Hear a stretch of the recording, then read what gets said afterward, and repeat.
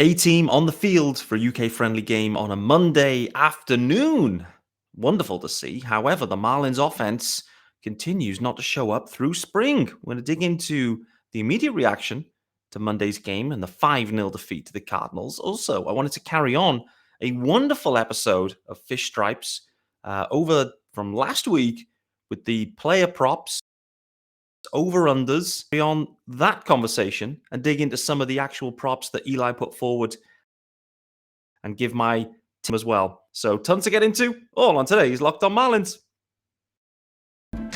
You are Locked On Marlins, your daily podcast on the Miami Marlins. Part of the Locked On Podcast Network, your team every day.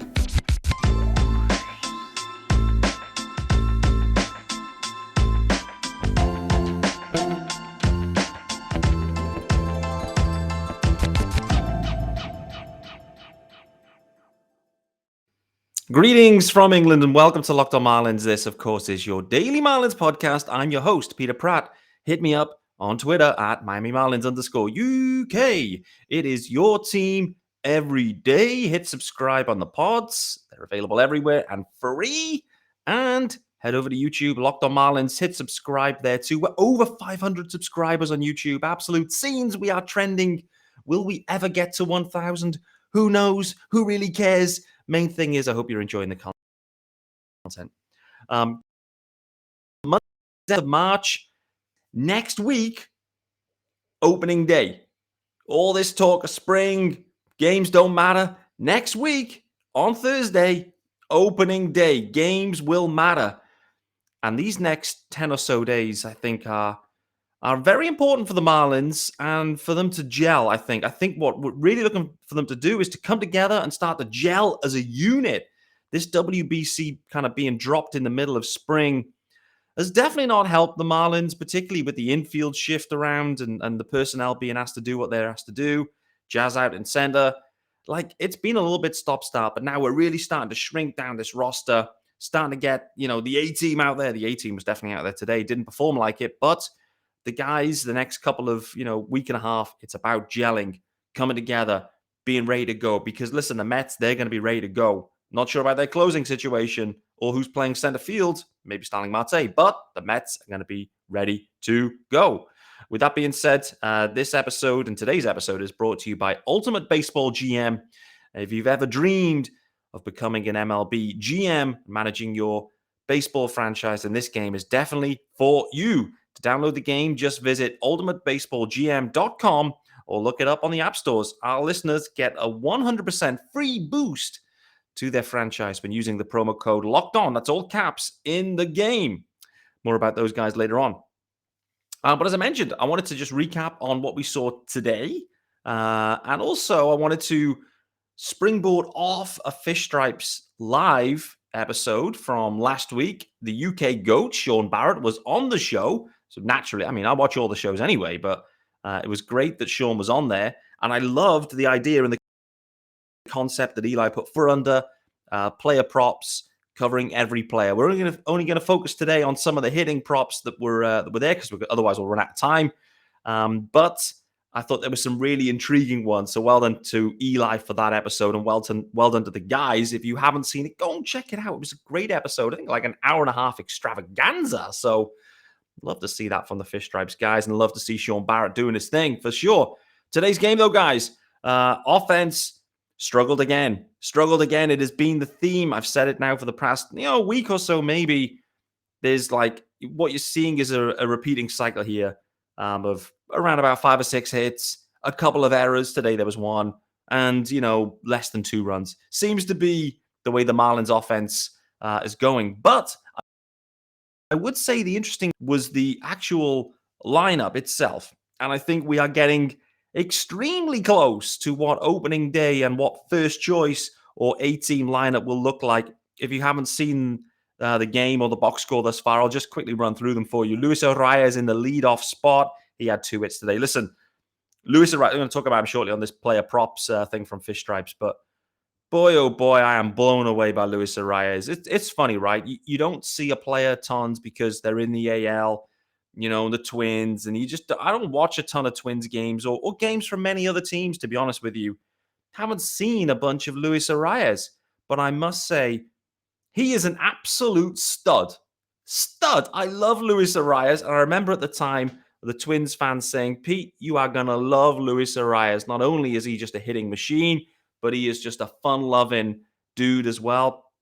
Luis Arias absolutely has it all. We saw it in the WBC. Absolutely exploded over the weekend with a multi-home run game in Lone Depot as well. Absolute scenes from Luis Arias.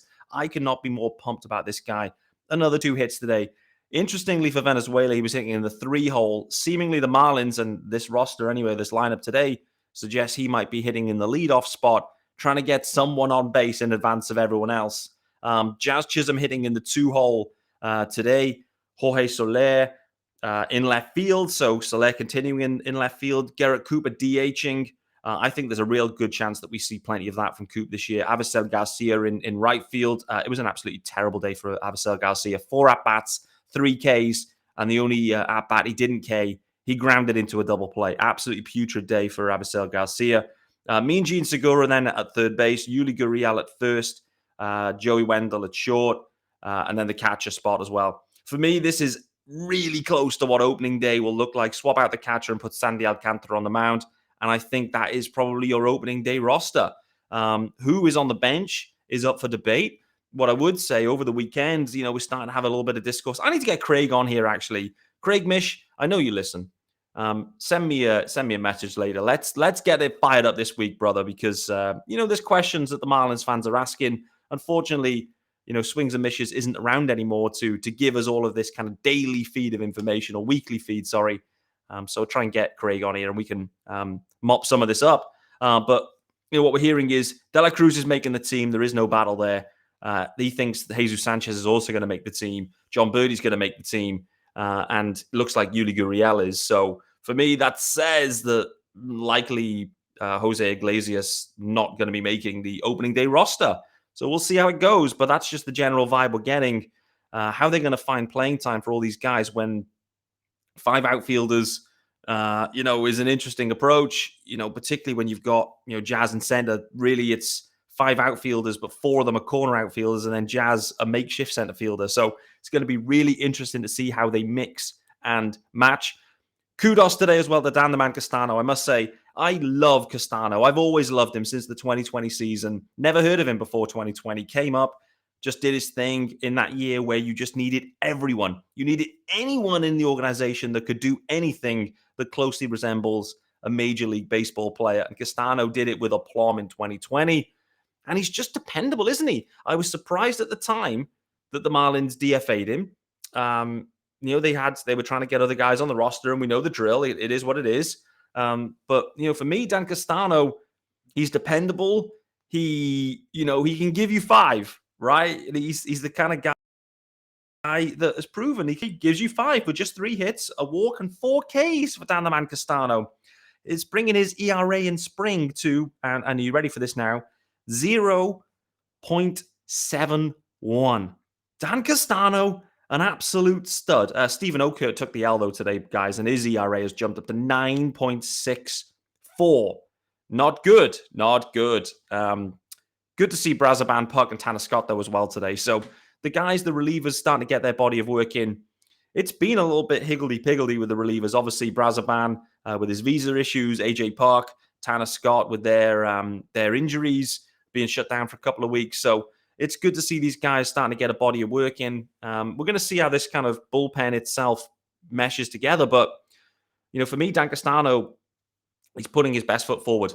He always puts his best foot forward. And I think there's a good chance that Dan Castano starts 8 games or more for the Marlins in 2023. I don't know if that was one of the props, actually. I don't know if there was a prop for Dan Castano for Fish Stripes Live last week.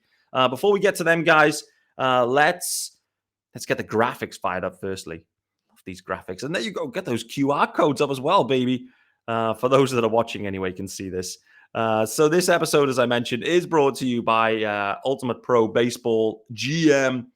And you've got to be geeked out of this one. It's our new partner and sponsor of today's episode, the mobile game Ultimate Baseball GM. If you've ever dreamed of becoming an MLB GM and managing your professional baseball franchise, well, your dream can come true. And this game is definitely for you. You can manage every strategic aspect of your team. Play through the season and lead your team to glory. You're responsible for it all, guys. Hiring the right coaches and staff, managing team finances, asking all the players, managing difficult personalities, navigating your franchise through free agency and all the ups and downs of a season. It is all there, and it's a challenging and realistic game world. Ultimate Baseball GM is completely free and playable offline, so you can play on the go as you want, when and where you want to. Locked On listeners will get 100% their franchise when using the promo Locked On in the game store, so make sure to check it out. Download the game, just visit probaseballgm.com or scan the QR code that's there on the screen or look it up on the app stores. That's probaseballgm.com. Ultimate Baseball GM. Start your dynasty today. Wonderful. Wonderful. Love that. All right, so let's just talk about some of these props. I thought it was a great episode. And like I said, go and check it out. Some of the most interesting ones, I would say, I'm just going to go through them. I think they were done alphabetically, so go through it in this way. The first one was Luis Arias. It was over under 173.5 hits, which is basically Luis Arias's, I think, career mark, which was, I believe, last year for hits. So the question was, is he going to his last year's hit total? And for me, I mean, it was a no-brainer yes. No-brainer yes for Luis Arias to surpass it for a number of reasons. The ballpark is a boost. The shift is a boost. He's going to be leading off, so he's going to get a ton.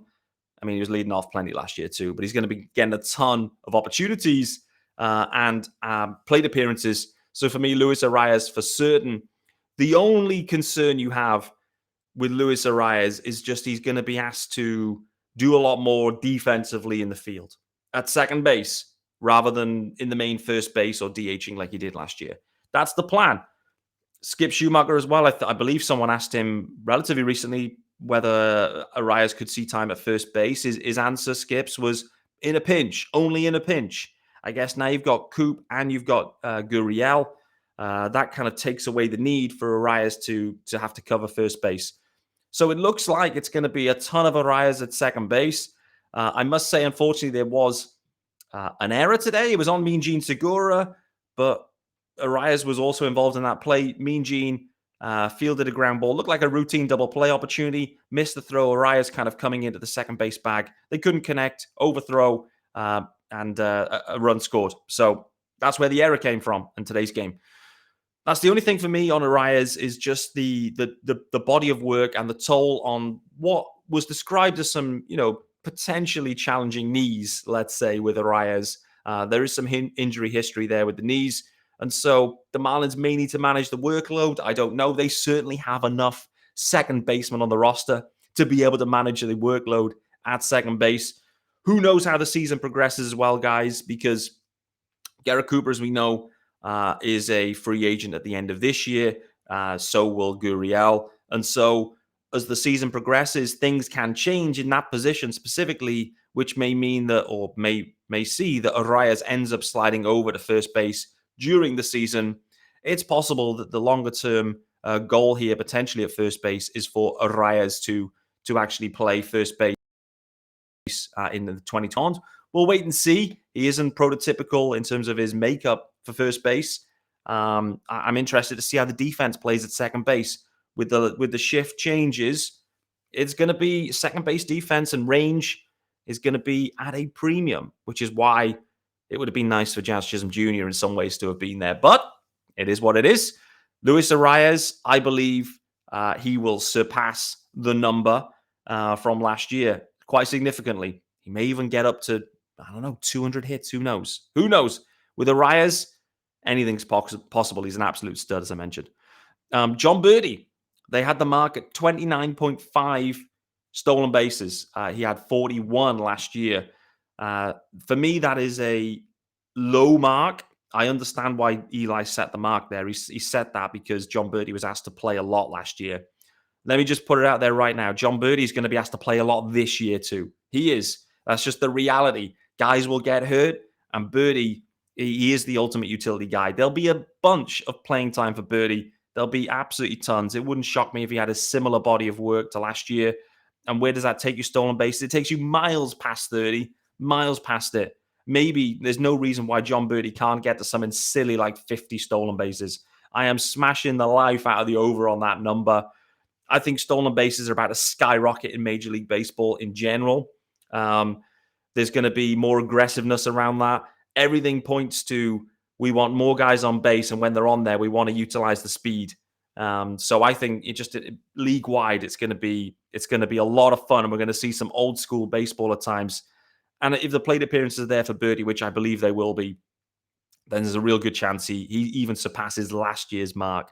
What else do we have? This I thought was a really intriguing one. This is kind of at the heart of it as well for the Marlins in many ways. Jazz Chisholm Jr.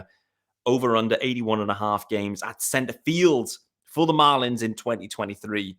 It's been one of the biggest storylines, of course. I'm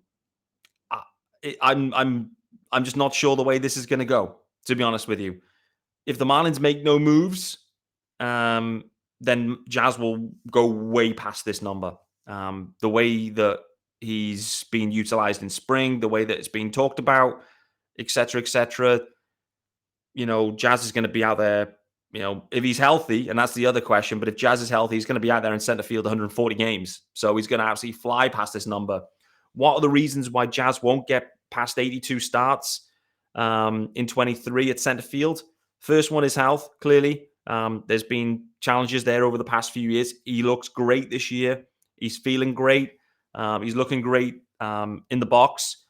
There's been some growing pains, let's say, at center field. Nothing, no instances today. All good. Cruised along, not much work. But, it's health with Jazz. Secondly, it's performance in center field. And it's just how long a leash the Marlins give Jazz at center field if things really don't go well and it starts costing them games. Let's not forget Jonathan VR, the center field, the opening day center fielder. I think he only played there once. The Marlins pulled the plug pretty quickly after he basically clunked the ball in a big spot in like the 7th, 8th inning. I can't recall against who it was against, probably the Phillies, if I remember correctly. Maybe wrong in that. I think Jazz would have a longer leash than that. But this is the other question for that prop is, is the performance going to be there? I think it's been a slightly than maybe we'd expected. Maybe that's a little bit unfair. But it's, we're in the infancy of this one. It's all about reps. I think it's fundamentally down about reading the ball off the bat. That's what it seems to be. It seems to be the main challenge. The athleticism is there, but it's the recognition off the bat of where the ball is going in terms of the depth that it's traveling. That seems to be the challenge that Jazz is facing at the moment, and he's misreading a few balls. Unfortunately, you just got to be out there. You have to be there, experience it, stand there, and just start to get those reads before you can then start to capitalize and use your speed and athleticism. So it's just going to be what it's going to be. I think most likely, I don't even know what I think now. I keep changing my mind on this one. It still wouldn't stun me if the Marlins go and make a deal at center field. I think Alex Krutchuk said that on the stream. I tend to agree that a lot of this feels like propaganda because everyone knew that the Marlins were desperate for center fielders, and that's only going to drive your trade price up. It felt to me like they kind of put this out there. Jazz is speaking about it like it's temporary. Jazz, I don't think, has a desire to be out there for the rest of his career. So at any point, a deal could come and change this. And so with that being said, with the health, the performance, and also the opportunity for the Marlins to add via trade, I'm going to say that Jazz Chisholm Jr. is under 82 starts at center field in 2023. Let's tell you about our good friends over at FanDuel. And then we've got one or two more, and then we will get out of here, guys. The NBA is really heating up now, and it is the perfect time to download FanDuel. It is America's #1 sportsbook. New customers, listen up real good. They get a no-sweat first bet up to $1,000. That's bonus bets back if your first bet doesn't win. Just download the FanDuel Sportsbook app. It's safe, secure, and super easy to use. You can bet on everything. Moneyline, point scorers, the number of threes drained, you name it. Plus, FanDuel even lets you combine your bets for a chance at a higher payout with a same-game parlay. So don't miss your chance to get your no-sweat first bet up to $1,000 in bonus bets when you go to FanDuel.com/lockedon. That's FanDuel.com/lockedon to learn more. Make every moment more with FanDuel, an official sports betting partner of the NBA.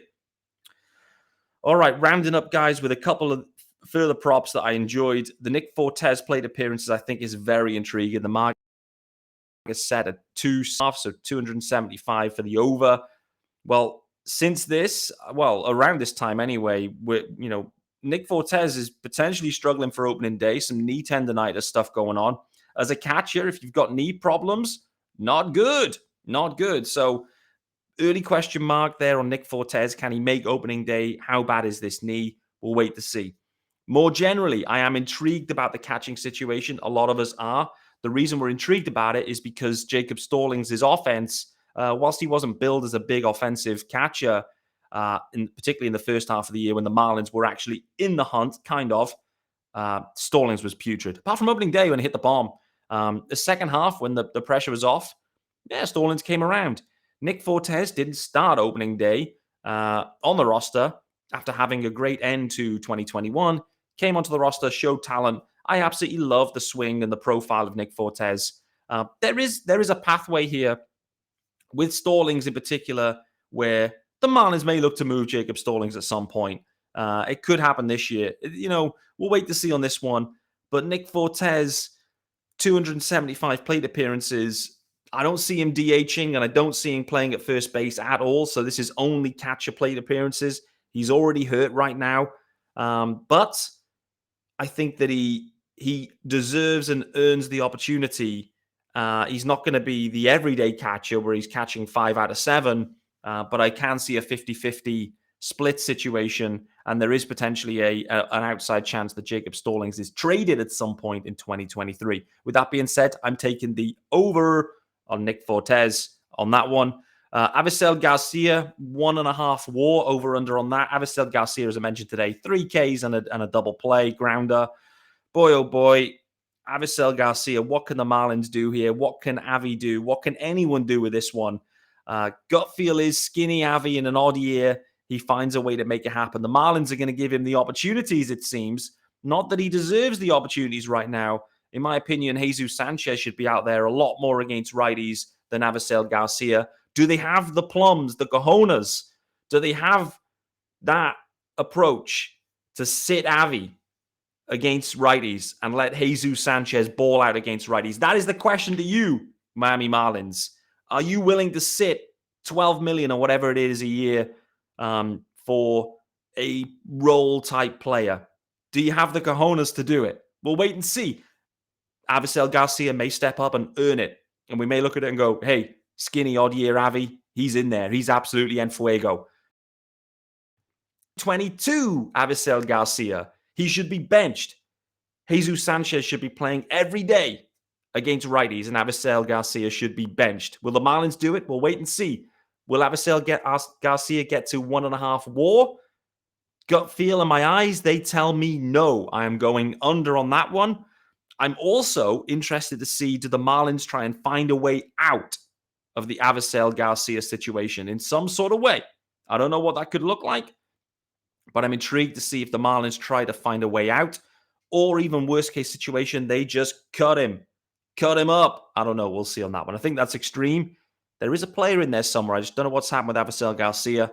The Marlins are maybe trying to do a PR spin on that one and say, hey, let's get him out of Miami and he'll come good again. We'll wait and see. One final one here, guys, then we will get out of here. And it was the Jorge Soler number for home runs, 29.5. Well done for Eli on this one. This is a tough mark, I think. Soler on pace for that. Question is health. Can he stand up? Looks like he's going to be playing in the field. What's going to happen with Jorge Soler? My gut feel is contract year Jorge Soler. He sails over this number. He sails over it. Does he end up with 30 home runs for the Marlins? I don't think so. Gut feel with Jorge Soler, it could be a similar situation to Adam Duvall when he raked. He had another year. I mean, we don't have to go through all of that, but if Jorge Soler has a decent first half of the year, let's say he's had 20 home runs or so by the deadline, gut feel is if the Marlins have faded away slightly, which is the most likely outcome, they'll look to cash in some sort of way on Jorge Soler. So I think under 30 for the Marlins. I think overall in 2023 for Jorge Soler, I think there's a decent shot he gets past 30, but a good chunk of them aren't at Lone Depot. That is going to wrap us up today, guys. I've gone 5 minutes over, but there was so many fun props there from Eli I wanted to get into, plus recapping on today's game as well. Overall, the spring roster is shrinking. We are starting to see the lineup, and I'm starting to like the look of the lineup. I like the balance of it. I'd like to see more from a Soler and Avi Garcia clearly in the middle of that lineup. But I do think that there is a real decent shot that Garrett Cooper is DHing a ton. I think Yuli Gurriel is a much better first baseman defensively. So I think Gurriel picks up a ton of playing time there at first base.